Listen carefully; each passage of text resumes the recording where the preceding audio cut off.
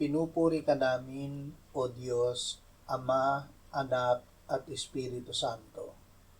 Salamat, Ama, na ibinigay mo sa amin si Jesus na iyong anak, na namatay para sa aming kasalanan, iyong muling binuhay, iniakyat at iniluklok sa iyong kanan sa langit.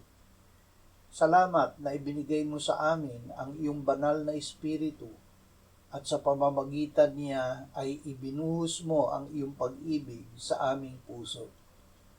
Panginoong Hesus, sa iyong pagbabalik ay sasalubungin ka ng mga mananampalatayang binuhay na muli at ng mga buhay na aagawing kasama nila sa ulap. Ikaw ay magbabalik upang kami ay ipiling sa Diyos magpakailanman. Sanayin mo kami sa kamalayan sa pananahan mo sa amin ngayon hanggang sa araw ng iyong pagbabalik. Amen.